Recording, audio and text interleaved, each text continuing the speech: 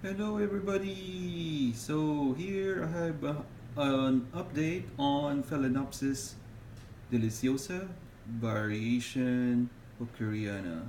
This is a micro Phalaenopsis, as you could see here. It's very tiny, very small plant here.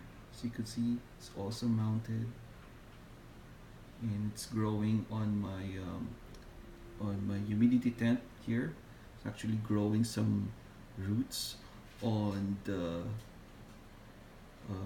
enclosure here, where I have a lot of moisture, as you could see from the water droplets, and I'm just so happy that it gave me a new bloom. So this guy is a species, and the Phalaenopsis deliciosa generally comes from Southeast Asia, Philippines, Myanmar, Vietnam, Thailand, up until like Nepal, Bhutan, the Himalayas. So this variation, hookeriana, is specifically can be found in those mountainous areas in Nepal, Bhutan, those areas that are quite humid and cool, but it's already like thriving in my environment because of the very high humidity, because it's like a high altitude uh, orchid. And of course, when you say high altitude, those orchids like very high humidity, and in this case also a lot of moisture. So there you go. Yeah, it's really growing well, giving new roots and all that, and a lot of leaves and new growths. And the difference of this one from the typical Phalaenopsis kingidium or Kingidium deliciosa, Kingidium Phalaenopsis, which is also a Phalaenopsis deliciosa, is that this one has a yellow cream color on its petals, unlike its other cousin, which doesn't have a yellow tinge. All right, so if you look closer, yeah, it has a very nice lip, and those wings, as you might call it. Yeah, you could really see the webbing, and also the curling of the lip on it's like a bilobate, bilobe lip, which looks like a skirt. Yeah, and there are a lot of like a couple of a little bit more flowers coming out, and probably I'm gonna make a time lapse video of this guy here, and hope you watch out for that very soon.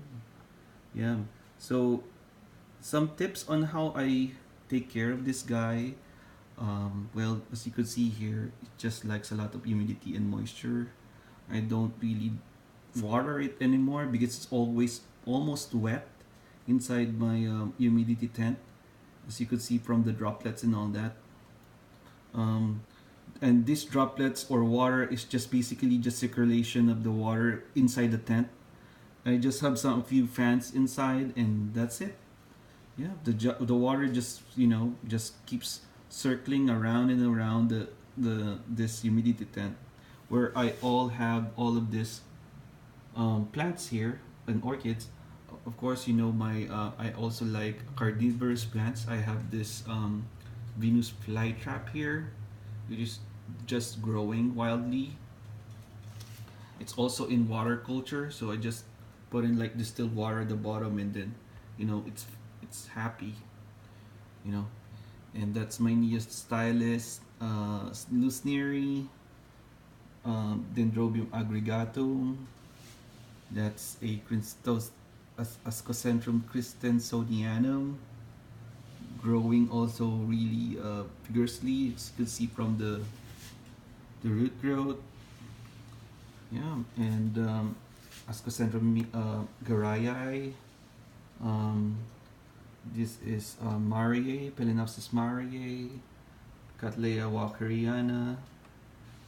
Yeah, and of course my Neostylis, or no, this is neofinetia falcata. This is Renantera monachica, yeah, and a lot more. We've seen these guys before, and they're all in my humidity tent. They're really loving the high humidity. As you can see here, registers above 90. All right, and yeah, very happy. I have some mountain dendrobiums there, and also epidendrum. You know those reed stem orchids, an osmum there growing there, here, dendrobium anosmum, vanda, pacharara, delight, yeah, and sopranitis cernua, yeah, it's growing near roots here, yeah. So there you go. I just want to make an update on this guy, and hope you enjoy your weekend. And yeah, and I'll update you soon with the time-lapse video of this guy very soon. All right, happy growing, everybody, and yeah, thank you for watching and subscribe to my channel. Bye.